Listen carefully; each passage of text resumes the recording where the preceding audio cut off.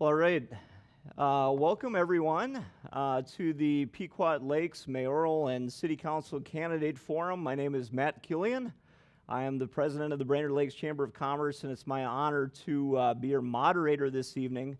But more than that, I'm also very proud to partner with our partner organizations that are putting on all of these candidate forums throughout the Brainerd Lakes area. And I'm talking about our 5 area chambers of commerce, the League of Women Voters, and the Brainerd Dispatch, all partnering together to bring you this event this evening. Special thanks to the Pequot Lakes Chamber Advisory Board and our director, Katie Wasserman, for helping plan this event. And I'd especially like, of course, to thank the candidates, those of you in attendance and those watching on Facebook, as well as Breezy Point Resort for donating the facility to us tonight. We're in this COVID time period, so it's really hard to find space to host events. So if you don't mind, could you help me give everyone a round of applause for pulling tonight together? Thank you very much. So as you all know, we all have a right to vote and a responsibility to make an informed choice. And these forums are a wonderful opportunity to get to know our local candidates by hearing from them directly. So tonight's event, as I mentioned, will be live streamed on the Pequot Lakes Chamber Facebook page, and it will be available for viewing until Election Day. Our live broadcast is made possible by a grant from the Brainerd Lakes Area Community Foundation, so we thank Carl and his team over there for helping us out and bringing this candidate forum to a broader audience. So tonight, of course, we're going to be covering the Pequot Lakes City Council and Mayor's races. You may know this already, but just to refresh your memory, if you don't, that the council has 4-year terms and 2 seats are up for re-election this year. And the mayor has a 2-year term, and of course, only one mayor will be elected. So before I begin, I'd like just to cover a few points on the format that we're going to be used. And first of all, I have to say that the views expressed in this forum are those of the candidates, not those of the forum organizers. Our organizers don't endorse candidates or political parties. We also ask that our attendees be as quiet as possible while the candidates are speaking so that everyone is able to hear. And please hold your applause until the forum is ended so that the candidates have all the time possible to make their points. No photography or video will be allowed during the forum. So you are welcome to submit written questions, and for our Facebook friends, you're allowed to submit questions as well. We'll be walking around those just with blank pieces of paper and pens, so if you think of a question, I'll have Katie or Sue just walk around and just raise your hand. We'll get you a piece of paper and a pen, and you can go ahead and ask that. For those of you on Facebook, obviously you're just typing it in as a comment. We reserve the right to reword or consolidate questions in order to cover as many topics as possible. So if you don't get a chance to ask your question, or if the answer is unclear, you can always find these candidates after the forum and connect with them.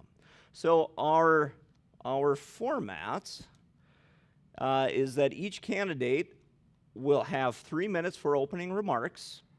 I will then ask a series of prepared questions, and they'll get 1.5 minutes to respond to each of those. And then we'll take audience questions, also 1.5 minutes. They'll wrap up with 1 minute closing statements, And to ensure fairness, we'll rotate the order of responses, so not the same person has to answer first every single time. Our volunteer timers today are Andre Erickson and Dr. Ryan Buell. Our question screeners at the back of the room are Bruce Mead and Pete Mose. And Pete's one of our partners on the committee, and he's the publisher of the Brainerd Dispatch. So thanks for Bruce and Pete for being here as well. So with that, we'll move into our opening statements, beginning with Mr. Tyler Gardner to my left. Good morning. Well, don't laugh at me about that. My grandma always said good morning, didn't matter the time or day, and it's kind of stuck. I'm from Pequot, born and raised. Come and gone a bunch of times in search of the greener grass, and I found it, and it was back here at home. I've got my wife, Kim. We have 4 kids together, 2 still in school, and one of them is in school in Pequot. I know, it's a lot to keep up with. I was on the city council in 2014 and 15, or 13 and 14, and I loved it. Unfortunately, I had to move out of town, so I had to resign from that seat. And now we moved back to Pequot about a year ago, bought our family's garbage company, and decided it was time to get back involved in the city. And we just decided to jump into the mayoral race. That's all I've got for you. All right. Thank you. Mr. Talo. Good evening. Thanks for coming to the candidate forum tonight. My name is James Talo. I've lived and worked in Pequot for 16 years, raised my family here. My wife, my daughter Jordan, she attends Carlson School of Business in the cities. I'm personable and I get along with people. I do not expect to have it my way all the time. I have demonstrated support for the local schools, local businesses, and our residents. We want our local businesses to continue to provide the products and services that local residents as well as visitors are looking for. We want our local businesses to thrive. We need to keep our city parks, streets, and sidewalks clean and safe to make our city more welcoming. The city must show support for local businesses by sharing with the visitors and residents what our businesses have to offer. We support the Chamber of Commerce and encourage participation. I'll make it a priority to find out what local business owners are expecting from city services and what are satisfied with and what they expect more of. Listening to local businesses is critical. Often the small local businesses are more successful if they work closely with the mayor and the city council. They learn about the community changes much quicker and have more opportunity to provide input to the city leaders. The mayor and city council will endure that all business owners are considered equal, I need my glasses, I guess, during projects and events, whether they are women, men, or minorities. I will encourage participation in the city activities by businesses and residents as this strengthens governance on the local level. I'll support improving housing availability so that our businesses can hire employees that are able to move and live in our community.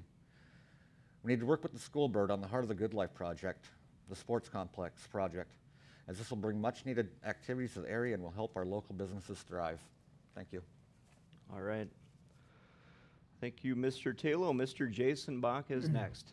Hello, I've grown up here my whole life. I started a business when I was 16. I still operate it today. I've operated it, started without any money and have never borrowed any money, and I'm still running a successful business. I have three main reasons why you should vote for me. My platform is simple: less taxes, less regulations, and more freedom. What's not to love about that?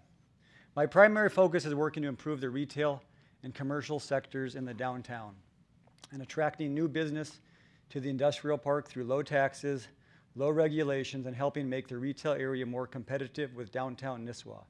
I would like to keep our residential taxes low and encourage more growth. Most of our growth occurred between 2000 and 2010. In the last 10 years, the population growth was 6.3%, but our taxes have probably quadrupled. So we do have explosive growth, but it isn't our tax rate. My neighbor a few doors down who lives in another district pays over $100 a month less, and I think that is making us less competitively. Our taxes are growing faster than our population, and I hope to change that.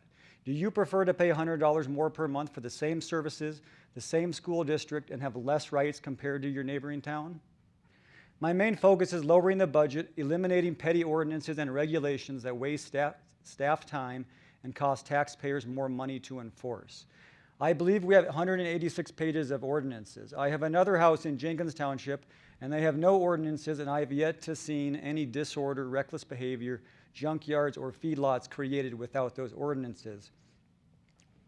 On police, I'm going to encourage the outstanding police to concentrate on preventing violent crimes, theft, and petty drug dealers, and putting drug dealers in jail, and keeping drugs out of the school, and spending less time on petty citations that increase our budget. I do not think it is worth enforcing lots of window tinting, tail light covers, and other things that just lead to an explosive police budget, but don't actually really increase safety, in my opinion. We are entering a time of great uncertainty with COVID and government mandates that restrict our rights as personal citizens, our property rights, and for our businesses to even operate. Again, my primary focus is less taxes and more freedom. I would like to preserve and promote the rural character and the many natural attractions, which is making us a great spot, one of the top spots in the state for tourism. And it's a great place for families to move to. And I think through some changes in our tax code, I think we can increase the population growth, which is currently stalling. Thank you.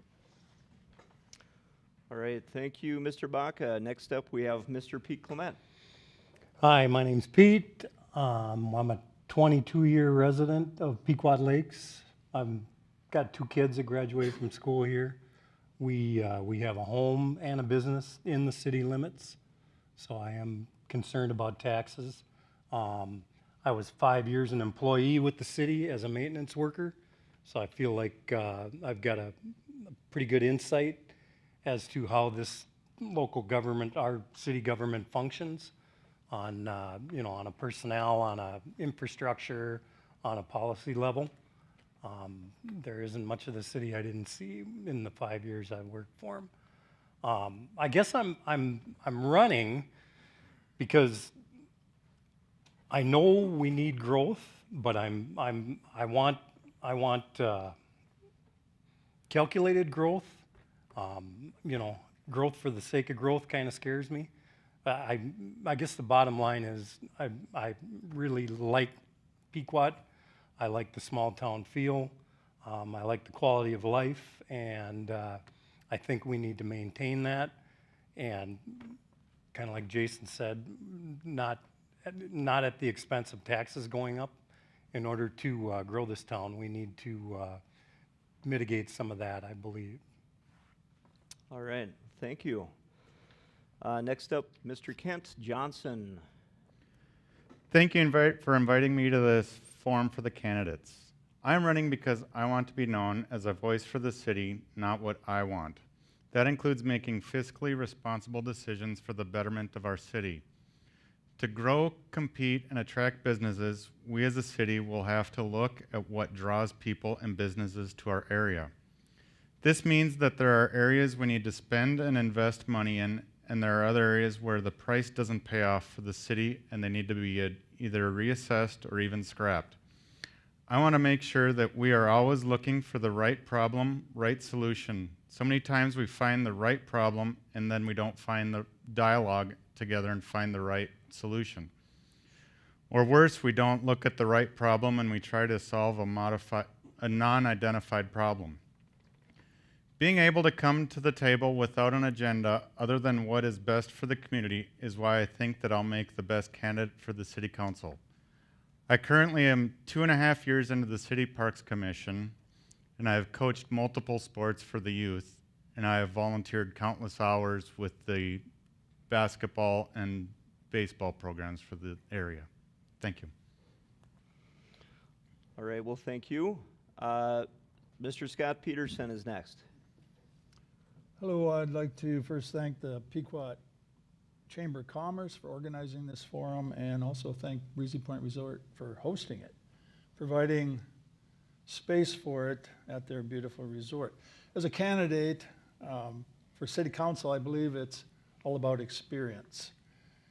I've been a positive voice for businesses and residents of Pequot on the council for 8 years. And I serve as a liaison to the Economic Development Commission. I had a 30-year business career, or a career in business management in advertising and publishing. Last 16 years I spent with the Fisherman Group down in Baxter. And where I managed and directed multi-staff departments, multi-million-dollar budgets. And I also started my own small business. And I'm basically a common sense thinker, an idea person, an out-of-the-box problem solver who welcomes a good challenge/opportunity. Economics have been and will continue to be my top priority if reelected as a councilman. Our property tax rate is 7%, or 7 to 15% higher than our surrounding communities. And I've worked hard to lower it over the years, and if reelected, will continue on that course. It's one reason that I voted to not approve last year's budget, which was 6.5% increase. I've consistently opposed unnecessary spending and increasing the property tax rate, even when our current council members have not. I also believe we need to continue to support and build security to our current businesses in our community. I provided the necessary leadership by insisting that Main Street stayed open during the downtown road construction this past spring, as requested by downtown businesses. I'm also a committed leader who wrote the city policy to get our businesses back open during this COVID shutdown. More businesses, retail, manufacturing, and services, and more housing units are needed in our city to help ensure the financial stability of our town. Streets and parks and neighborhoods need to be maintained and improved to encourage that growth. And finally, there's something called safety. We want to feel safe in our community, safe in our businesses, safe in our homes. And when we drive and walk and bike around town, there seems to be this war going on across this country on police. But I have to say, as this councilman, not in Pequot Lakes. I'm a very strong supporter of our police department, as well as our fire department and first responders. Thank you. All right, thank you. And last but not least, we have Ms. Mimi Swanson there at the end. And Mimi, you have 3 minutes. I would also thank the Chamber, Katie Wasserman and Breezy, for having us all here tonight. I am Mimi Swanson. I am a resident of Pequot Lakes and have been since 2001. Living in Pequot Lakes for close to 20 years has been a wonderful experience for me. Being close to nature, meeting exceptional people, feeling a closeness to my city has given me a sense of peace and love for my community. I am a current member of our town city council, having been elected for a first term in 2017. I am grateful that the citizens of Pequot Lakes elected me to this position, showing me their trust and confidence in my ability to perform the duties of a councilman.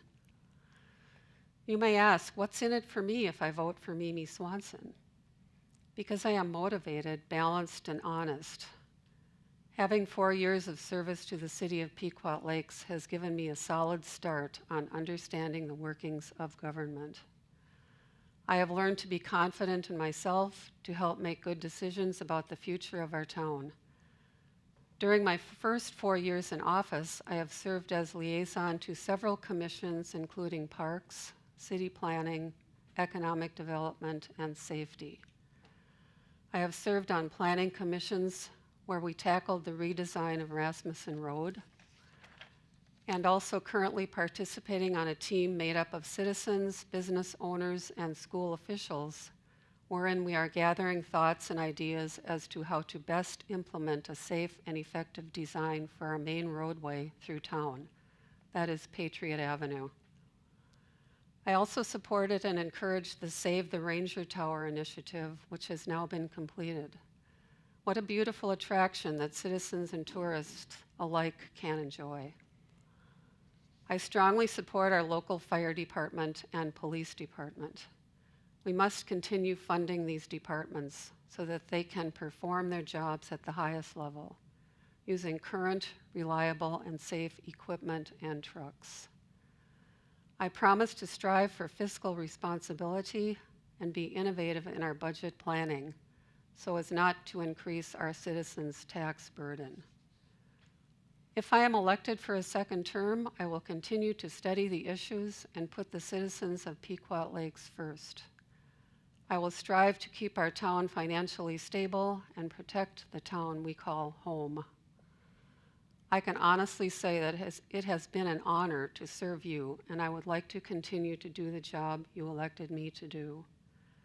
Thank you for your support and your trust, and I will appreciate your vote on November 3rd. All right, thank you, Mimi, and thank you to all the candidates. Now we're going to transition into the prepared questions that our planning committee put together, and I have 4 of those, so each person will get a chance to respond.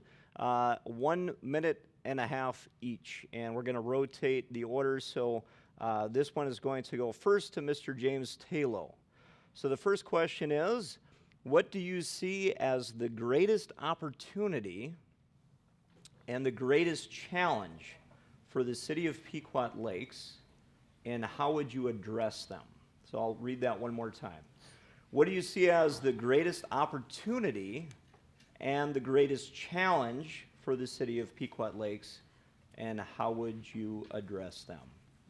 James, 1.5 minutes. All right. I think our greatest opportunity is the Heart of the Good Life project that we have.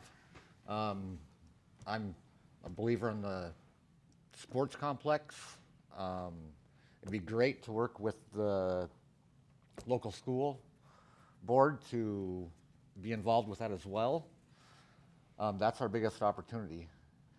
The hardest part is getting it done, getting people to get behind it and stick with it. All right, thank you. So we're going to move to your left here to Mr. Jason Baca. Jason, the greatest opportunity, greatest challenge, how would you address them? Yeah, I think also the greatest opportunity to me is in the downtown, the retail area next to the park. We have a beautiful facility there, beautiful park, beautiful grounds. I think of a fairly well,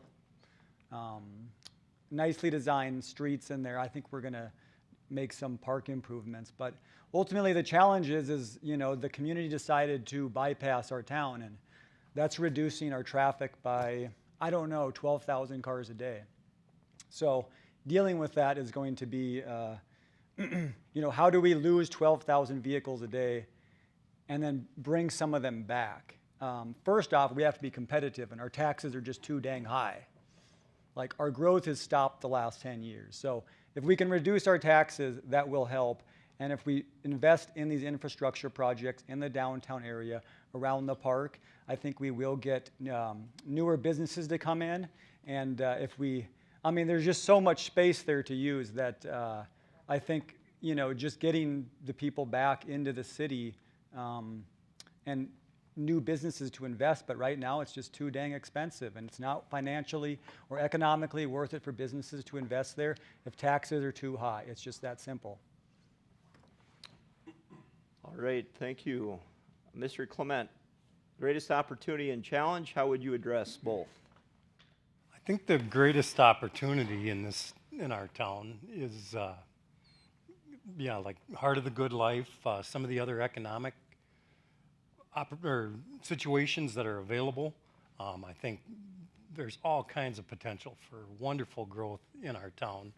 I think the biggest challenge will be to facilitate that and encourage it in kind of a calculated way. So always with the mind to taxes. I guess, any idea or plan, as far as I'm concerned, better not just be blue sky in the end. I mean, we need to do our homework and have some hard numbers to justify things.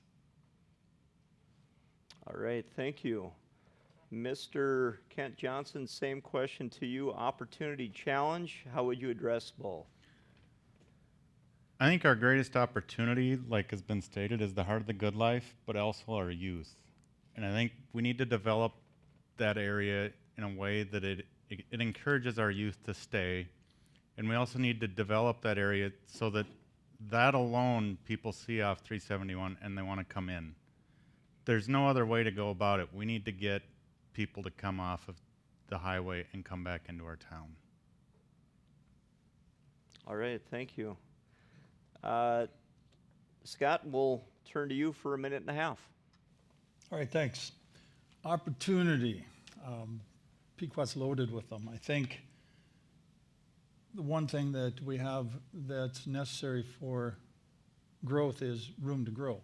And we do have that. We have space for additional retail. We have space for manufacturing facilities. We have space in our town to housing developments. So the space is there, and we just need to expand on those. And some of the things that get people interested in moving to a community are good roads, good city streets, good schools. We have a great school. and amenities like parks.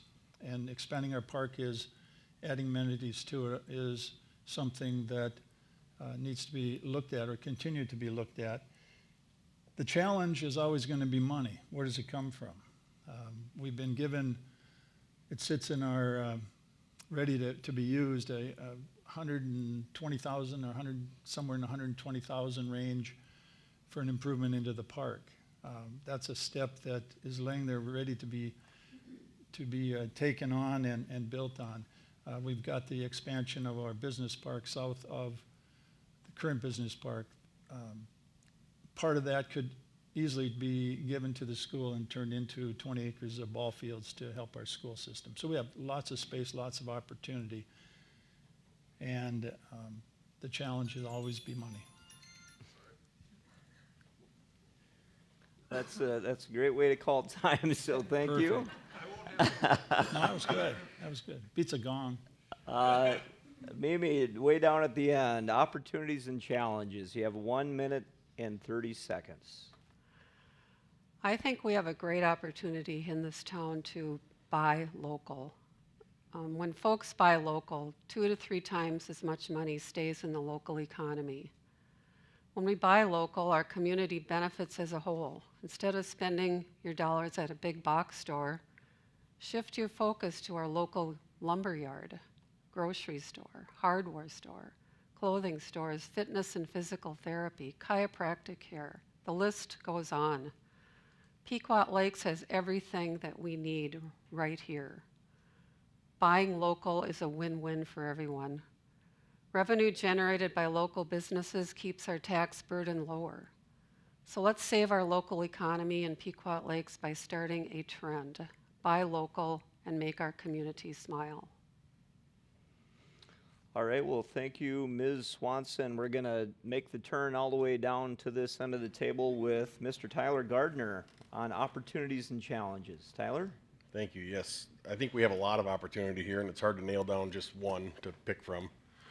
So I'm going to say two, the Heart of the Good Life project and the Patriot Avenue project. I think there's been a committee I've been a part of to redesign Patriot Avenue, and there's a lot of ideas thrown out there. So I think a big opportunity there to make it the best it can be to help with flow currently and in the future, like we talk about the Heart of the Good Life project. If that all goes according to plan, it'd be nice to see all this extra traffic and extra influx of money coming to spend local. Some challenges are going to be on the Heart of the Good Life. How do we finance it? Who's going to finance it? Is it going to be a school, a city? Whose taxes are paying for it, basically, and how much it's going to be. The other challenge would be coming together on the road plan with all the different plans I've seen and ideas I've heard, trying to come up with the best plan that the majority of people in Pequot are going to be happy with and thrive from. I want to thrive, not just survive here in Pequot. All right, thank you. So at this time, I think we've gotten all of the answers to the first question. So I have 3 more before we turn it over to you in the audience and our Facebook audience as well. So this is our second question here. It's directed at first to Mr. Jason Baca. And the question is, what is your philosophy on balancing the quality of city services with managing taxes and fees? What is your philosophy on balancing the quality of city services with managing taxes and fees? And once again, you have 90 seconds. Well, I think we have way too many regulations and ordinances that are prohibiting growth. I think that not raising the taxes is probably the best thing we can do. There are some services, I think, that we could probably cut budgets on and nobody would see an impact. And I'm totally willing to take any, make really hard decisions. But I mean, ultimately, we're in the time of Corona and government mandated shutdowns. And if we don't control our budget, we could be in a pile of trouble. And that's ultimately my goal, is to make sure we're properly positioned to be in a fiscally better spot. So when all this passes, that businesses will want to come here again, and they can justify it because we can have a superior, I mean, if we have a 15% higher tax rate, we have to have a superior product. Because if I'm in business, I can charge more if I have a better product. I'm trying not to be a pessimist, but we haven't built a better product to justify that 15%. So first off, I would like to knock off the 15%, and then we can work on the superior product. I would hate to borrow a ton of money and have a 15% higher tax rate. It just seems like a big gamble that I'm not willing to take. All right, thank you. And I'm going to repeat that question for Pete Clement. What is your philosophy on balancing the quality of city services with managing taxes and fees? Well, I guess I'm kind of a minimalist in that respect. We live on a private road. We don't have any services down there. I push the snow. We do the grading. As an employee of the city, I do think there's quite a few places that could be cut. Obviously the basics need to happen, but yeah, I think there's room to knock some money out of those budgets. Yeah, and I'd be willing to do it. All right, thank you. And Kent, same question to you. Balancing the quality of city services with managing taxes and fees. You have a minute and a half. We need to use what we have already wisely and not stretch ourselves or the citizens beyond our means. If we need to buy new equipment, we have to look at, does the cost of the new equipment outweigh servicing that equipment over and over again, or is the new way the best way to go? All right, thank you. Scott, we're to you, and I'll read that one more time. Your philosophy on balancing the quality of city services with managing taxes and fees. Yeah, it's something I've been actually working on for 8 years.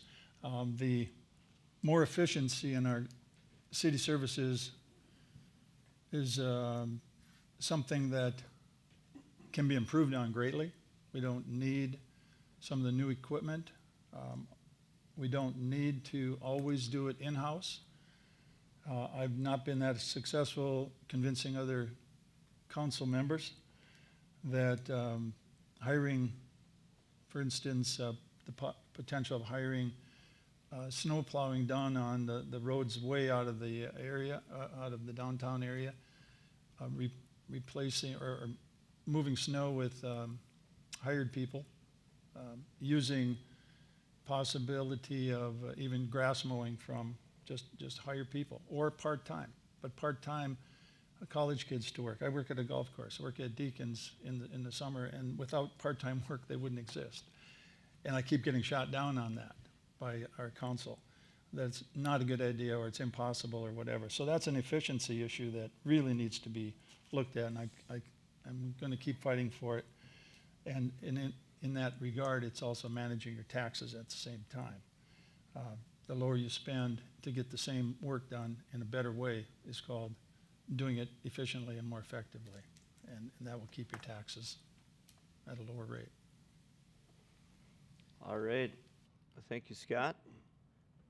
Mimi, word to you. And again, we're talking about the quality of city services, versus taxes and fees, and your philosophy on balancing those two. And you have 1 minute and a half. Well, I think we all know that death and taxes is a certainty, and it's a really tough issue. All of our departments in the city, I believe, have been very diligent in putting their budgets together. I don't see anybody with excess spending to the point of just ruining our whole budget. We're now in the process of finalizing the budget, and we're planning on going line by line to see if we can cut out certain things that we feel are excessive. So I know it costs money to run a city, and we'll try as hard as we can to keep the budget in line. All right, thank you, Mimi. We're going to go back to the front of the table here, at least to my front, my left, and that's Tyler Gardner. And you'll have 90 seconds for the same question. Okay, so like I've heard several times here is the budget. I think if I'm elected, I'll have to spend the next year diving into the budget, looking at it piece by piece, line by line, and seeing if I can come up with any idea how we can save some money. I mean, if we're trying to keep the quality services, but manage our taxes and fees, lower them, let alone keep them the same. You've got to figure out ways to save. Maybe there's some fluff in there that we don't need. Maybe there are some outsourcing we could do. I don't know the answer, but I know I need to dig into it, figure out the best way to do it, and do some homework. Get other people involved and see if we can't make the budget a little better to keep the quality services. You know, our police, very important to me. Fire is very important. The roads and streets, I mean, we all drive. We've all driven on some roads around town that could really use some repair. But that's more money going out. So yeah, if we don't have it, how can we spend it? All right, thank you. And James, you get the last word on this question, and I'll ask it one more time. What is your philosophy on balancing the quality of city services with managing taxes and fees? Well, we do know we have to lower our taxes. This year, right now, we're sitting at a 2.6% levy increase, I believe, which I'm sure we're going to get that down. I know people are talking to get it down to 0. I don't know if that's going to happen. Our police and fire, I know we have a fire truck that's almost 30 years old. It needs replaced. How do we figure out how to get that replaced? I mean, those are vital services for our community, both police and fire.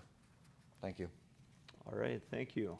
And so we're to our third prepared question here, and I'm going to ask either Sue or Katie, if anyone wants a piece of paper to ask an audience question. We have 2 more, and then we're going to transition over to that. The same with our Facebook friends as well. Just write those into the comments, and pretty quick here, it's going to be your show, and you're going to be the moderator asking the questions. So I want to give you a heads up. So if you do want a piece of paper or you have a question, just raise your hand, and we'll get paper and pen over to you. So now we're to our third question, and this is going to be as we rotate responses to Mr. Pete Clement. So the question is, what role, if any, should the city play in helping local businesses and individuals recover financially from the COVID crisis?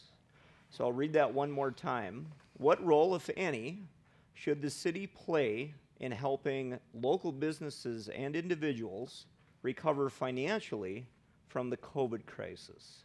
And Pete, you will have 1.5 minutes. That's a tough one. I know personally, from a retail standpoint, we've actually had quite a few people in town, and I think there's a lot of variables that impact that. They can't go to Canada. Nobody wants to fly. So anyway, it hasn't been bad. Now, with regard to dealing with folks that are in a tough situation,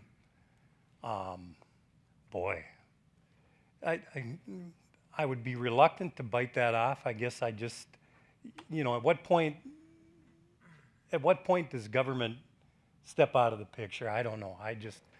I would have a hard time being any part of anything like that. All right, thank you. So we'll move to your left here to Kent Johnson. I'm going to ask this question one more time, and then I'll start summarizing it. But what role, if any, should the city play in helping local businesses and individuals recover financially from the COVID crisis? So Kent, you have 1.5 minutes as well. Well, from a personal side,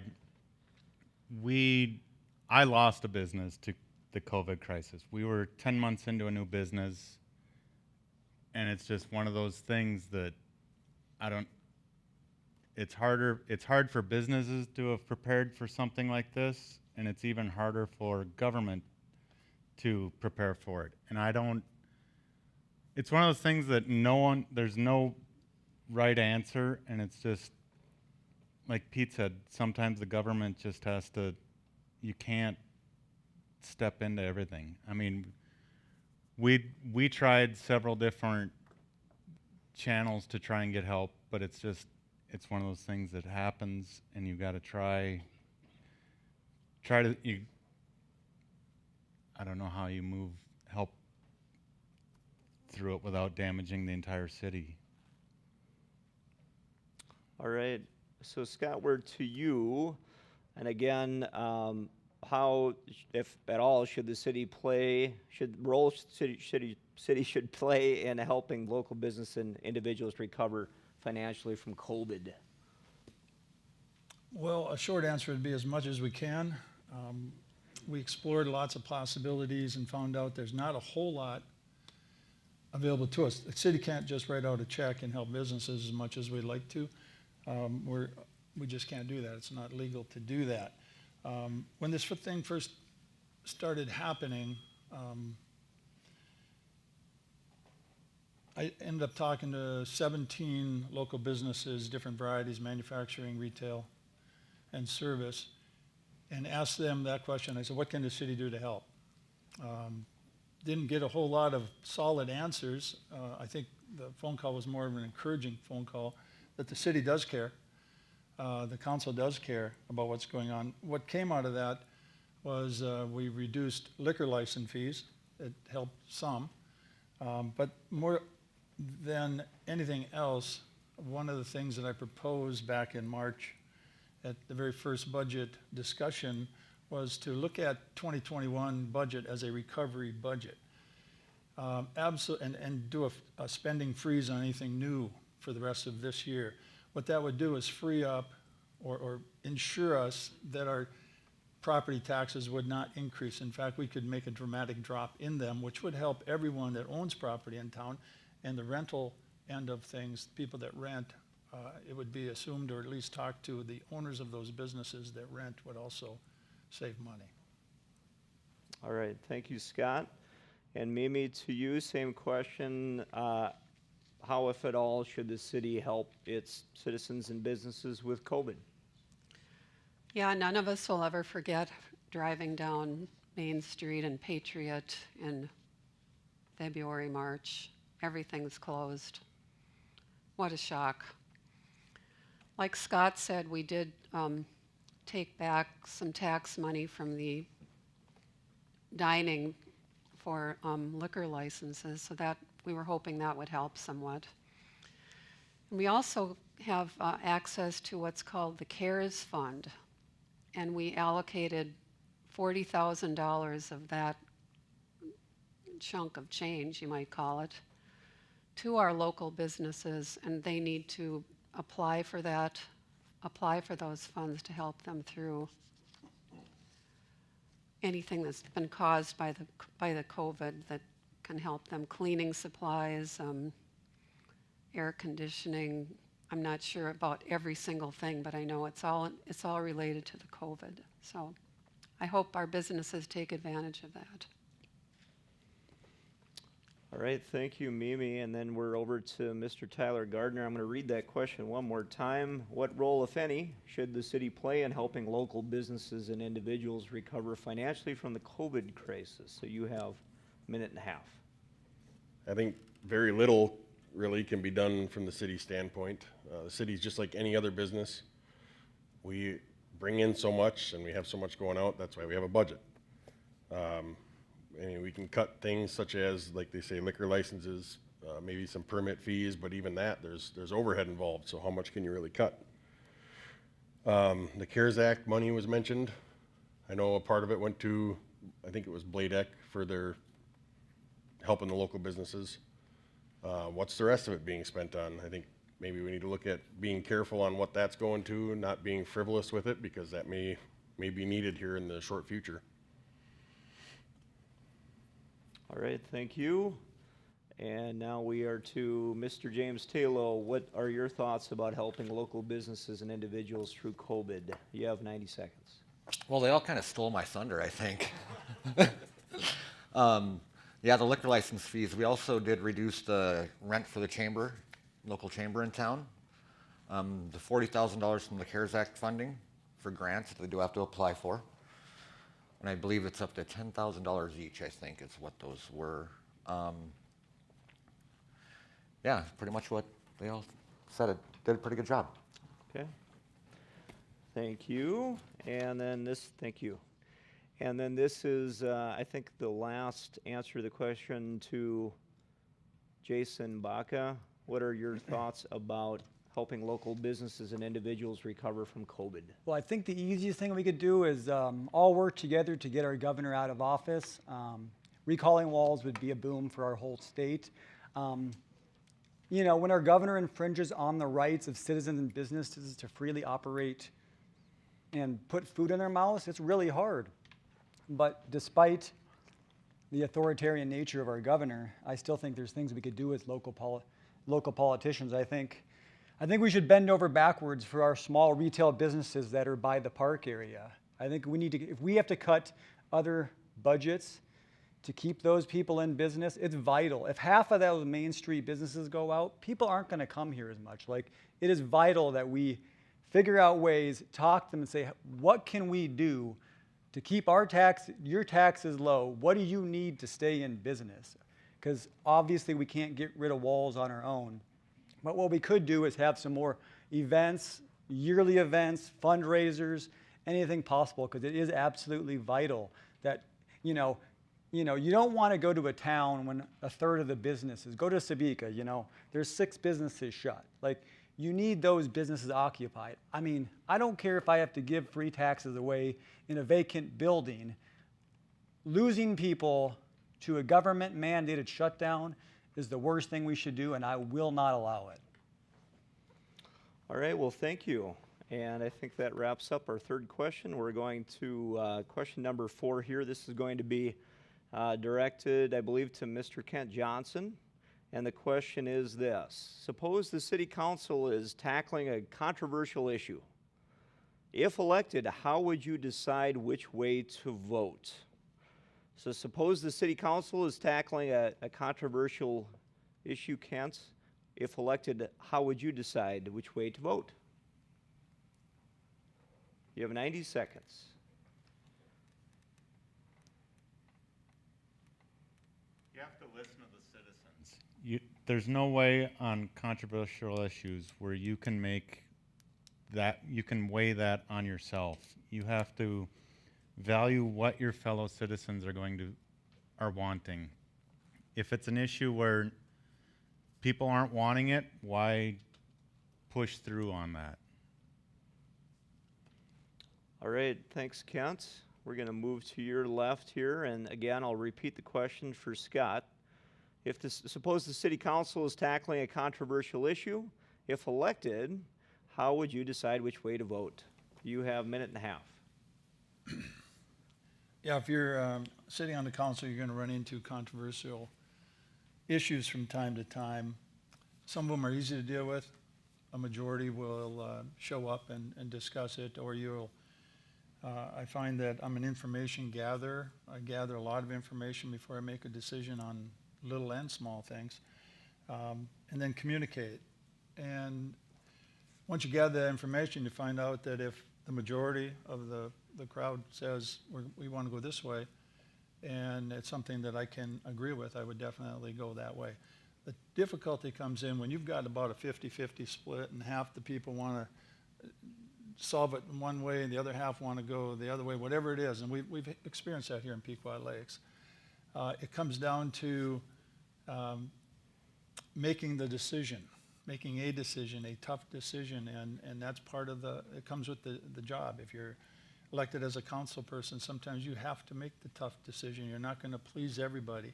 At that point, you just weigh everything that's out in front of you and gather as much information as you can. And it sounds kind of trivial, but you go with your gut. And if your gut wins, most of the time that's worked for me in my lifetime and based on my experience. All right, thanks, Scott. Mimi, same question. If the council was tackling a controversial issue, how would you decide which way to vote if reelected? Well, I think we need to be responsible and reasonable when we make decisions for today, but also for the future and the future of our children. And sometimes it's hard to take a different path than the rest of the people on the council, but you have to follow your heart and your beliefs and make that tough call and feel good about following your heart and how you believe your citizens will support you. All right, thank you. So Tyler, we're to you. How would you decide how to vote on a controversial issue? Networking is a big thing for me. I believe in talking to a lot of people, getting a lot of input in a lot of different areas. That'd be number one for me, and getting people in the door. It's going to be my biggest push. I know a lot of people try it, but trying to get people to actually show up to council meetings, which seems to be next to impossible, to voice their opinion, let their feeling be heard, so it's not just, I know, the council is elected by the people to make decisions. However, sometimes you need more input, as we've seen in the past with big projects such as the highway bypass. That's been talked about since I was a young kid. Finally happened. And if it's that big of an issue, maybe it needs to be put to a vote, to the public. All right, thanks. And James, to you about controversial issues and how you decide which way to vote. You need to talk to your residents mostly. They're the ones that elected you. Gather all the information you can. Like Tyler said, open forum. Come to the city council meetings if it's really controversial.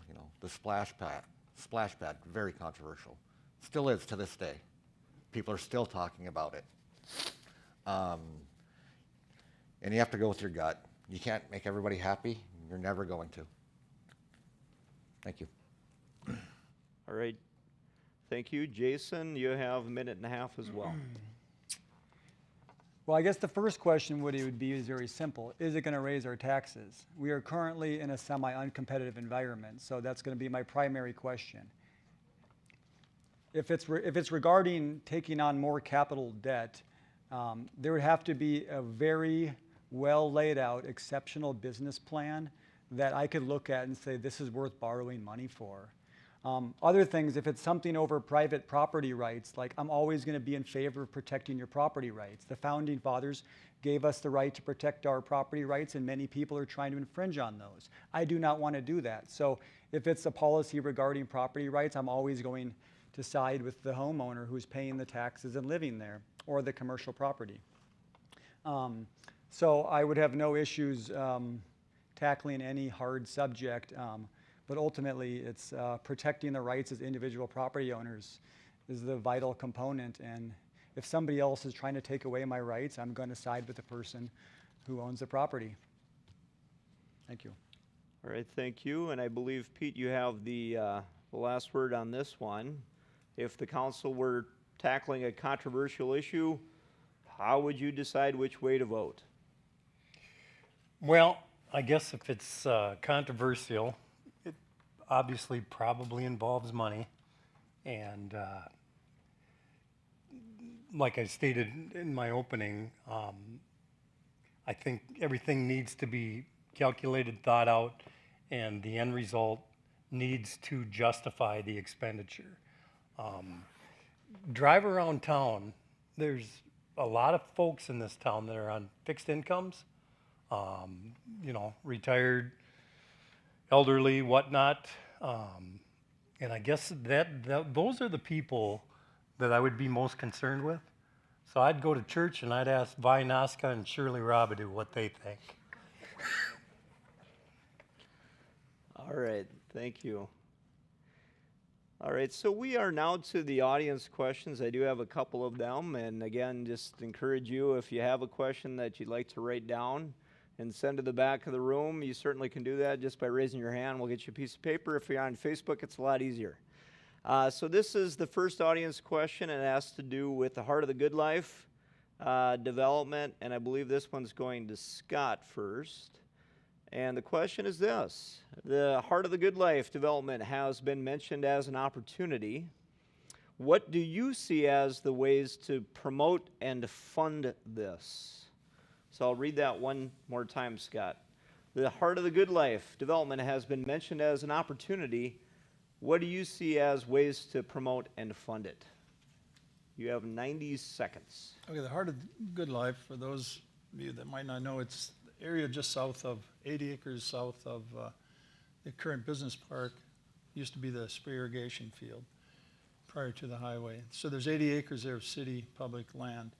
We just sold 4 acres, 5 acres of it to Excel, who was building a garage out there. And for about $250,000. That, as well as a grant that the city received, is going to provide the infrastructure and the roadway to that. And that, when that gets done, there would be a space on the other side already with infrastructure and road. So that's one way you fund your businesses as they grow. The plan is to not build it and they will come. It's they will come and then we build it. As the streets come and as the businesses come to pay for it and add to our tax base. It's a huge accomplishment to do it that way. One of the discussion points I'm sure a lot of people have talked about is this recreation facility on the south end. It started with 20 acres. That's $1 million worth of property, and the city has talked about giving it to the school in talking format. And in my opinion, the best option is if the school and the city can work out the logistics of it, to give the property to the city for their ball fields, and then the city's out of it. We're not in the business of building ball fields and recreational facilities. All right, thank you, Scott. And Mimi, I'll just rephrase this and talking again about the Heart of the Good Life development. What do you see as the ways to promote and fund it? So you'll have a 1.5-minute response as well. I know that we've worked with 2 companies to go together and put a video, which we've distributed amongst the community and our surrounding areas, talking about this Heart of the Good Life. And it's a great video. It's such a good advertising tool that we've used. We've also put up some flags along the new highway advertising the property. I know the Economic Development Commission has worked very hard to promote this property, and we've already got, I think it's Excel Energy has bought a parcel of land already. And we've talked to community development about ball fields and recreational parcels being used for that purpose. So I think it's going to take some time, but I think it's a great opportunity for our city. We're fortunate to have that property available. All right, thanks, Mimi. And then we're to Tyler Gardner talking about the Heart of the Good Life development, funding and promoting that project. Your thoughts the next 1.5 minutes. The video that Mimi mentioned was, it's awesome, and I think social media is huge nowadays, as we all know. Promoting on social media is big. As far as funding it, that's yet to be seen what's going to happen, whether it's a city project, a school project, or both. If the city is going to build it, the idea of selling off the property in there and building that up first may have to be looked at. If the school funds it, it's a lot less per household, I would say. It comes out that way because the school district's a lot larger, but then I think we're limited on what we can do for a use there. Public forums are big also. I mean, I know you don't get a lot of people there, but you can get some turnout. And I know they've been having some public meetings before, I think, March probably. They kind of had to slow that down. And getting students involved, finding out what the students want, what their use for it would be, and maybe some opportunity for them to get involved in the promotion and fundraising of it. All right, thank you, Tyler. James, your thoughts on the Heart of the Good Life development? The video on YouTube, it's great. They did an excellent job in promoting that. The sports complex, I think that was built You have the lights on at night, cars driving by just like in Sartell. It's lit up. You want to go into that town. You're going to go in there. You're going to spend money. To fund it, work with the school board. I know if we work with the school board, the tax will be lower on everybody, and it'll be huge for the community if something like that was here. Thank you. All right, thank you, James. And then we're to Jason. I'm just going to rephrase this or restate it, one more time. It's talking about the Heart of the Good Life development. What do you see as the best ways to promote and fund that project? I'm not totally sure if the Heart of the Good Life includes the business part or if it's just the sports complex, but if we want to build the sports complex, as you know, I want to keep taxes low. I think this has to be done by charity and fundraising. We have thousands and thousands of rich people, and if people can justify the case for this, I know people will give the money to build it without having to raise our taxes. So I'd maybe say the city could pitch in some or the school board, but I would say start your nonprofit and raise the money, and it will come if it's supposed to happen. If it's the business side, it's very obvious we're losing our talented youth to the big city. So on the business part of it, if we don't do something to attract people, Tesla went to Austin because it's hip and there's low taxes, and it left California for that reason. Like, if Pequot wants to do that, our taxes need to be low, and we need to have a really nice retail area with places to eat and continue to work on that park sector. And then I think the businesses will come, and some of our kids will stay. If these businesses come and bring in jobs, right now there's not currently a ton of jobs available for college-educated kids, so they leave. It's our best export of Pequot is its youth. So we do need to do something. And I think it starts by low taxes and getting charities and foundations and fundraisers that want to help build the sports complex. All right, thank you, Jason. I think we have two more responses to hear, and the first one is from Mr. Pete Clement. Well, my wife, Lynn, has been on the Economic Development Council, and they've talked a lot about that. I think they're doing a great job, and I think committees like that are invaluable. They've got a nice mix of folks from all aspects of the community. So I would take a lot of direction from them.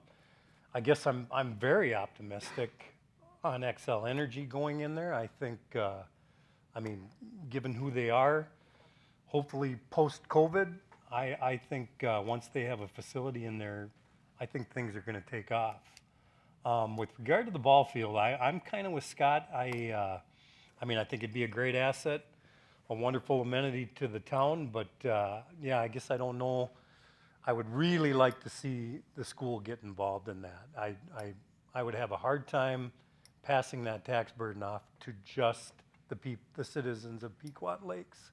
I'd like to see the school board be partners on that. All right, thank you. And Kent, you'll get the last word on this topic, the Heart of the Good Life development and the ways to promote and fund it. So you get 90 seconds, and then we'll move on to audience questions. Kind of the same thing. The sports complex on the south end, we need to work with the school. They know what they need, and they'll be able to, they have more means of raising money for it. As far as the property itself, the signs along the road say shovel ready, but it's a cornfield. We need to somehow lay out the road, whether it's gravel to start with, to show how it's going to lay out, get it so it looks shovel ready. Right now it looks harvest ready. All right, thanks a lot, Kent. And I'm to another audience question, and I have to say that you're a lot more creative than the planning committee in your questions. So this one will go to Scott Peterson first. And this is a hypothetical. If the city of Pequot Lakes received,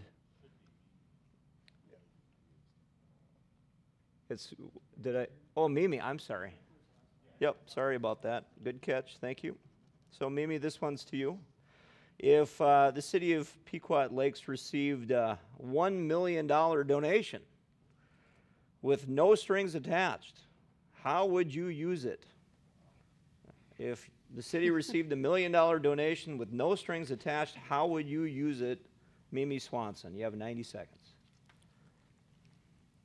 I think that, number one, our fire department is working with very old trucks, 30 years old. So I think I would definitely invest in some equipment for them. I mean, they have to go to fires, risk their lives. They need good equipment. Second option would be working on Patriot Avenue and Main Street on our park. Like, for instance, just bringing our town together. I know we're separated by the road. I think we can do a little more to put that together and bring us all together. It's a tough question, but it would be welcome. All right, Tyler, what would you do with $1 million? A lot of things. I think there's probably well over that in projects talked about on the wish list. You know, everybody's well aware of the Heart of the Good Life project by now, so that would be a good place. Some roads and streets that we have that are falling apart. Sibley Park, for one. I know I worked on that years ago, and it's made progress, but we should make Sibley Park great again. I will say that. And some youth investments, things for our youth in our town. I feel like there's not a whole lot for the kids to do, and I'm talking the kids that are old enough to be out doing their own thing. Skateboarding on sidewalks, it's fun when you're with your buddies, but it's not really where we want them to be. So finding a good place to put money for youth would be a good thing to do with that. All right, thanks, Tyler. If you had $1 million, James, how would you deploy that? You get 90 seconds. It is very hypothetical. I don't know. If you think about it city-wise, $1 million really isn't that much money. When you look at a fire truck, it's $500,000 for a brand new fire truck. Squad car, $100,000. Snow plows, $300,000. So money really doesn't go wouldn't take long to go. It'd be spent. But I think it would be investing in that Heart of the Good Life project again, that sports complex with lights, bleachers, nice concession stand, bathrooms. But if somebody wants to give us that $1 million, send it our way, please. Thank you. Thank you. Jason Baca, do you have a minute and a half to respond as well? If I had $1 million, I would probably take a look at the budget, see what our debt is, and pay it off. If there's anything less, I'd probably invest it in the youth, kind of like Tyler said. But again, like, I don't know what we're spending in interest every month, but it's a lot of money. And if we had an extra, I don't know, 10, 20, 30, I have no idea what our debt is interest per month, but right there would be huge savings. So yeah, I would pay off debt. All right, thank you. Pete? If we were given $1 million, I think I would go right into the Heart of Good Life and put all the infrastructure in. And I don't know that $1 million would get it done. I mean, you guys have probably seen the numbers between, my wife and my neighbor now is also on it. And, you're talking roads, sewer. Anyway, take it way beyond shovel ready. Now you get businesses in there. Now you've really, really expanded your tax base. That's where I'd put the money. All right, thank you, Pete. Kent, if you had $1 million, how would you put it to good use? Was this question wrote on the back of a check that had $1 million? But that's my question. I'll double check, but I don't believe so. Okay. $1 million as a homeowner seems like a ginormous amount of money. When you put it into a city, it doesn't go very far. Like with Mimi, I would start with the fire and the police, seeing what they need, anything short of a tank, but just seeing what they need as far as keeping the city safe. Everything else would just go to pay off debt. There's not, $1 million would probably go about a block on a new street. It's not gonna do anything. So you might as well financially secure your city a little bit more by paying off. All right, thank you, Kent. The $1 million question to you, Scott, and I think you're the last one to respond to it. I had the longest time to dream about it, so. I'll leave those dreams aside, but a couple things came to mind. One was look at long-range effect of using that money. Where I've heard a lot of good ideas is we need equipment, we need building, and you are right, Pete, it's very expensive to build infrastructure. Doesn't go very far. So one of the things I was thinking about here is something like a revolving business fund that some cities have to invite other businesses or new businesses into town. It's a source to draw from, since there's no strings attached to it, maybe something like that. And something I've been, with my advertising marketing background, saying what we need in this town is a promotion and hire a professional agency to promote Pequot to businesses. And we've seen the video, that's a professionally done video, but expand on that. And you know, you're talking a few bucks. It's like $100,000 to do something like that. So that long-term look at, and when you spend that money, what kind of return do you get out? Maybe tenfold if you attract a business. And so that's kind of where I would lean towards. All right, thank you.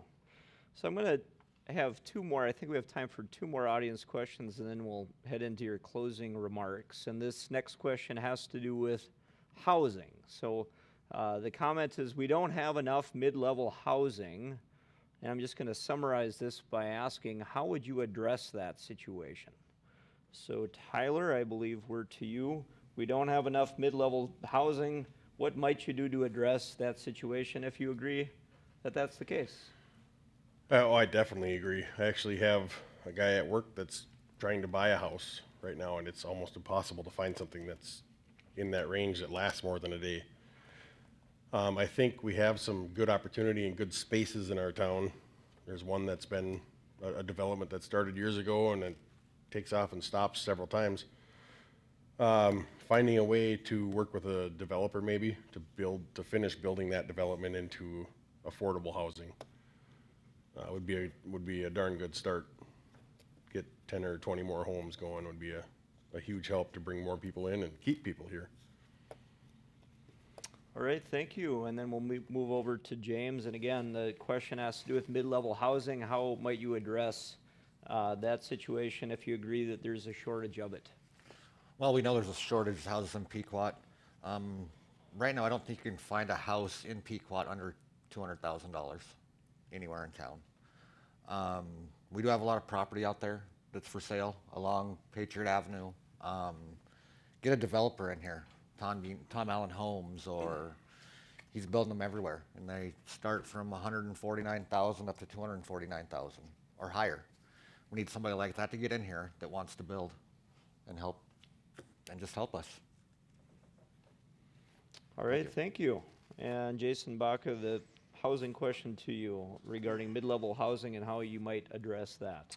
Well, I think it starts with lowering our taxes. So the tax rate is going up way faster than our population growth. So basically, I have land in Wilson Township, and I've built some houses, but I'm not building in Pequot because taxes are too high. There's too many rules, too many ordinances, and too many regulations. My focus is actually reduce the rules, reduce the regulations, reduce the taxes to actually make Pequot attractive to development. If we don't do that, I'm just being honest. I'm not going to build houses here if I have to go with a whole plethora of rules and I can go a mile away and build what I want. That's just the way I look at it. Some people want to go into urban areas like Breezy Point, and that's great. But most people want a couple acres and they want to have a couple chickens and a horse, and all of a sudden you do stuff, and then you got neighbors trying to get new ordinances because they have a chicken. There's a lot of stuff going in the city that drives people crazy, that wants them to go into the township where they don't have to deal with that. So if we want to continue to, like, there's a specific person that would move there under the current circumstances. Not somebody that grew up here that likes the rural character because, like my brother had, somebody says, I don't like my neighbor to have a horse. Like, this is what you have to deal with. So until we reduce those rules and regulations and lower our taxes, it's going to be very difficult. That's just the blunt truth of it. All right, thank you, Jason. And I believe now we're to Mr. Pete Clements. Your thoughts on mid-level housing and your plan to address that? Yeah, I agree with everybody in front of me. I mean, there is definitely a lack. I don't think there's any shortage of property to do it. I guess I can say that I'm not well versed at the legalities, but like when we came into town and purchased our business, we got a tax increment financing. Perhaps we investigate things like that to entice builders in.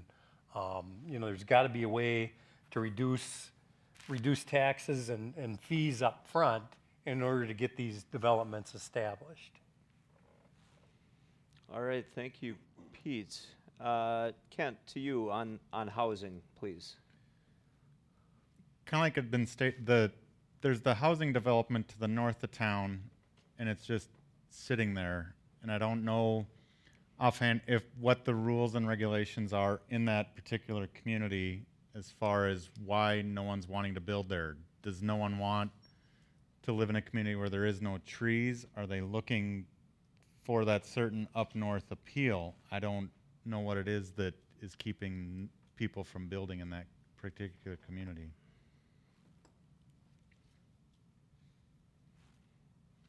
All right, thank you. Kent, Scott, to you, your thoughts on housing, mid-level housing.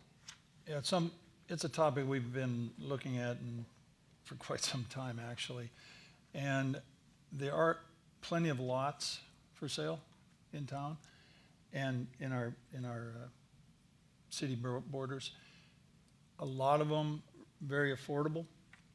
And for instance, if you were to build a 1,000 square foot house in Breezy Point, it's going to cost you $2,500 or so for a building permit. In Pequot, the same house would cost you $750 for the permit. We don't have the excessive permitting fees that even Breezy has, but why do people build in Breezy? That's a good question. But one of the ideas that comes about is I've talked to contractors about building homes. A low income, or not a low income, but a middle income home of about $200,000 will cost you might be able to get 800 to 1,000 square foot. That's it. You want a 1,500 to 2,000 square foot home, they can't build them for that. Price of lumber has gone crazy. Contractors do not care to build $150,000, $200,000 homes. They can't afford it. And so, yeah, the city would have to come up with some special, like a TIF program like Pete was talking about, to help out. All right, thank you, Scott. And Mimi, you have the last response, I believe, on that question, which is how you might address the housing situation, especially around mid-level housing. Okay, I can't speak to the numbers of square feet and how much it costs per square feet. I just don't know what those answers are, but I know that we have open land in this city north of the trailer park. There's some new homes down there. It's by far not full yet. There's also Field of Dreams up on 17 that's got a lot of open property available. And then the Evergreen property down a little bit south of town, I believe that's in Pequot Lakes. But, you know, when we get this Heart of the Good Life thing going and we get some people looking, you know, new jobs bring new people need homes. Homes equal tax and, you know, more taxes for our city. So I don't know the answer, but I know there's property available. And jobs bring people, so that's what we need to look forward to. All right, thanks, Mimi. And we've reached the point where I have just one audience question left as far as what we have time for, one last audience question, and then we'll move into the closing remarks. And the last question that we received generally is this. What are your thoughts regarding the proposed splash pad at Trailside Park? Your thoughts regarding a proposed splash pad at Trailside Park? And I believe, would it be Tyler? Me. James. It's funny how quickly they correct me on those. Sorry. James Taylor, your thoughts? Minute and a half. Well, everybody knows that I'm not for a splash pad in town. I don't care if the money's donated to us. It's going to cost the taxpayers money in the long run. You got to pay for the water. Is the water treatment plant, can it hold that many gallons of water a day? I've never been for it, and I never will be for it. You cannot convince me to be for it. So, thanks. All right, thank you, James. Jason, your thoughts on a splash pad at Trailside Park? I Minute think and a this. half. Oh, sorry. I think the splash pad is a great idea. Of a perfect example of how governments have gone crazy. I mean, to continue to build stuff and spend money without population growth to me is asinine. Like, I just don't get where people come up with all these ways to spend money and the population isn't growing. Like, you need the people to justify it. Like, I don't think the taxpayers want to borrow tons of money, even if it's free to maintain it, and then hope that they come. That's not what I would think of as prudent government. Thank you. All right, thank you, Jason. Pete Clement, your thoughts on a proposed splash pad? Right offhand, I oppose it. I guess I haven't attended meetings anyway, I haven't seen any hard numbers. And in fact, I guess I'll say it almost appears as though, nobody really wants to come up with them. I would have to see hard numbers with regard to what the maintenance costs were. And like I say, I haven't seen them as to now. And boy, it sure seems like blue sky to me as far as a benefit. If somebody could put a number on a benefit of that, I mean, that's a wonderful playground over there that the Adams donated. I mean, I don't know that, obviously we'd be targeting younger families. I mean, I guess I'm always thinking tourists. I kind of got a feel for who it's probably going to service, and not that all kids don't deserve it. I just don't see an economic benefit to the city. And I mean, I know there's more to life than just that. Kids got to have fun, but not if the expense way outweighs the benefit. All right, thank you, Pete. Kent, your thoughts on proposed splash pad? Being on the Parks Commission, I've had quite a bit of time looking into it, and I've been for it, and to get it to the point of yes, it's donated, but I want to see what it does to our city as far as what we have to pay for it, and can our water system handle it. I'm all for it if we can handle it. If it starts to become a burden, the numbers come in wrong and it's a burden, I don't see the benefit of it. All right, thank you, Kent. Scott, that same question to you regarding the splash pad. Yeah, I'm for continuing to look into it. The playground in the park, people seem to like. That was donated. It's cared for by the city. The buildings, the structures in the park, donated, cared for by the city. The grass is in the park, that's cared for by the city, and thousands of dollars are spent on that. So anything that's an amenity to our park system, the city cares for it. That means tax dollars are paying for that. The splash pad itself is donated. The upkeep or the continuing operation of it would be a city expense. How much of an expense, we don't know at this point. We don't even know what it would cost to install. The numbers are all over the board. I do know that towns like Deerwood, big town of Deerwood, put one in. Brainerd's looking at put one in. It's before COVID, it was a fast-growing amenity to a lot of cities. And city planners, expert city planners will tell you what a city needs for growth, pure bones growth, good streets, parks come in the same breath, and then spaces to grow, and a good school. We've got a bunch of that. So is this a done deal? Not for me, it isn't. I would like to continue pursuing to see what it's going to cost in the long run. All right, thank you, Scott. Mimi, we're to you regarding the proposed splash pad, and you have a minute and a half. I know that we've been so-called kicking this around for a couple of years, and the council finally asked the park department to take over the duty of investigating the splash pad.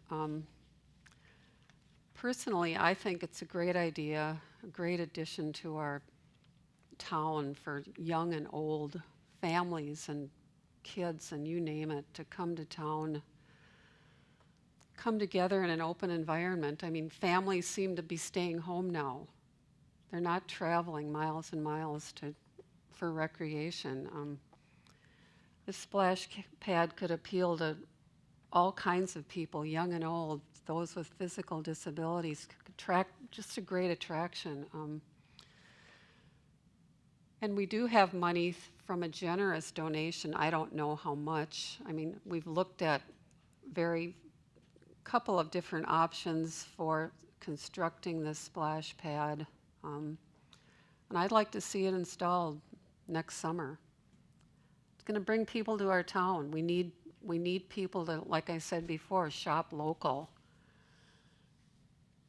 We lose our businesses. We lose one or two businesses. How many tax dollars does that take away from our coffers? And then the burden is on me and you. So I think we need to attract people quick. All right, thank you. And we'll move back over for the final response to the question regarding a proposed splash pad in Trailside Park, and we'll pose that to Tyler Gardner. Go ahead, Tyler. So the splash pad, I know, I heard it's been brought up for a couple of years. It's actually been at least 6 years. When I was on the council previously, I think it was 2014 it was brought up, and there was a lot of homework done. There was a committee assembled. There was fundraising efforts. We had the numbers on the maintenance costs at that time.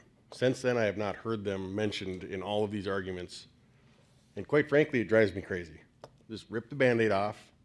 Let's do it or let's not do it. Let's create a focus group, if you will, of new people, unbiased opinions, do all their homework, get the numbers, put it out to the public, and put this one to a vote, because this is another highway bypass. And my personal opinion is it's a terrible place to put it in Trailside Park.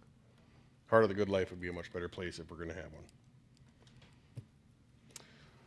All right, well, thank you, Tyler, and we've reached the end of the time here for both our scripted and unscripted questions, so we're going to move into the closing remarks, and we're giving each candidate 1 minute to cover whatever they'd like here at the end, and I believe now we're to Jason Bacchus, so Jason will allow you your 1 minute of closing thoughts. Well, I think my platform is fairly simple, so I won't go any further about that, but the splash park isn't a terrible idea, but I think Sibley Park on the lake there is an extremely underutilized part of our town, and I would seriously looking at asking the donor if we could recreate and landscape that place. I used to go there as a kid the day the ice went out. We were in the newspaper, man. The day the ice went out, we were the first ones jumping in that spot. I don't know if people really use that area, but if it was me, I would think that would be a good infrastructure project, is to make that park a place where you see a bunch of people swimming and the water's clean. And you don't have all the contaminated, chlorine type of stuff that a splash pad incurs. So I would highly encourage the donor or the staff of the park to look and see if we can use that at the Sibley Park. And make that area beautiful again. I appreciate your vote very much. Thank you. All right, thank you. 1 minute closing remark time to Pete. Go ahead, Pete. Well, I guess I've stated it. I think my strengths are I'm a longtime member of this community. We've got roots with regard to we've got a home and a business in the city limits. I was 5 years an employee of the city, so I saw all aspects of the city. I mean, I know how it runs. I was last winter. I was chosen as an interim city council member, so I did, and I was chosen by the sitting board or sitting council. So anyway, I had 3 months experience with that, which is kind of what led me to want to get involved here this time around. Anyway, I'm fiscally conservative. I'm conservative all the way across, actually, and I've always kind of got an eye to the little guy out there. So that's kind of who I'm trying to appeal to. Thank you. All right, thank you, Pete. We'll move along to Kent Johnson. I moved my family here in 2017. I know I'm new to the city, but I'm here for the long run. I want, well, everyone up here wants what they believe is best for the city.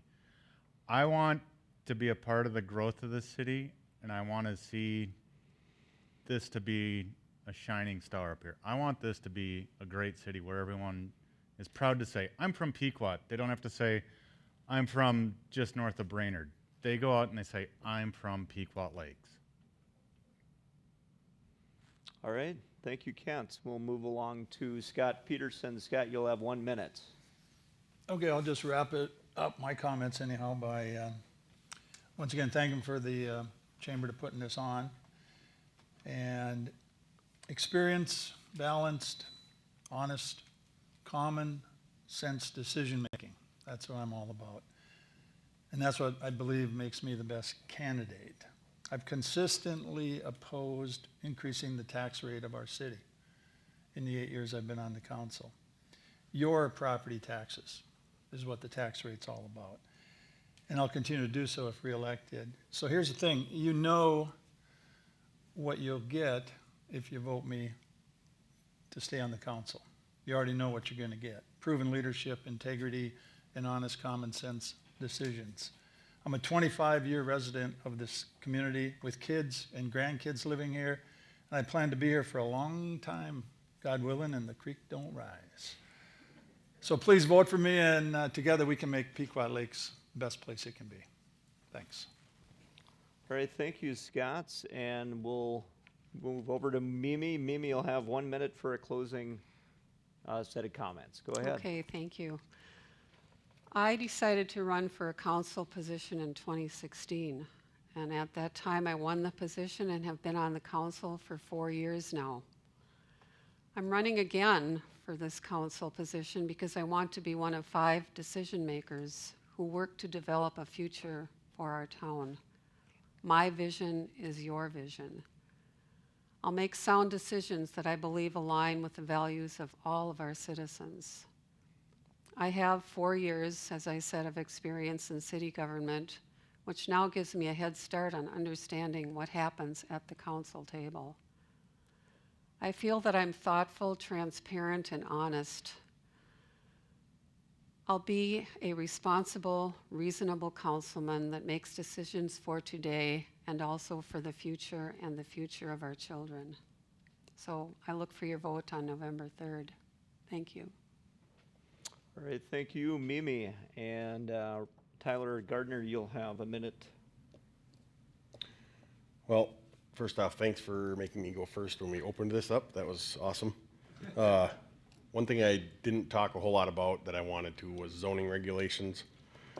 One of my big focuses is going to be, we've talked about it enough here tonight, bringing business in, keeping business here, and helping the current business grow and thrive. Little quick story. My wife and I own Pequot Lake Sanitation, and we were looking to move into Pequot. This is where my heart is. They laid out every roadblock possible when I had a deal on some property I wanted to build on, and it wasn't made, I don't want to say the welcome mat wasn't rolled out, but it was 100% opposite. We ended up building in Jenkins. It's cheaper, the city staff was welcoming, the process was painless, and I want Pequot to be that. I want people to come here and have that experience and want to build and grow in our city. All right, thank you, Tyler. And I believe our last closing comment here is from James Taylor. Thank you. I want to thank the chamber for putting this on for us, the resort as well. I've been your mayor for 2 years. It's a learning curve. You don't know, you got to learn a lot quick. I think I've done pretty well. I'm a quick learner. I would love to do it for 2 more years. I want you to shop local, support your local businesses all you can. We know what times we're in right now, so I will appreciate your vote on November 3rd. Thank you. All right, thank you, James. And could you join me one last time to thank our candidates for being here today? And I'd like to thank our volunteers that helped make this happen. So on behalf of our partners, all the area chambers, the Brainerd Dispatch, League of Women Voters, thanks for participating both in person and through Facebook. We appreciate it. Remember to vote. Early voting started September 18th, and Election Day, as you heard, is November 3rd. So thanks a lot. Have a great evening. Stay safe, everybody. Thanks.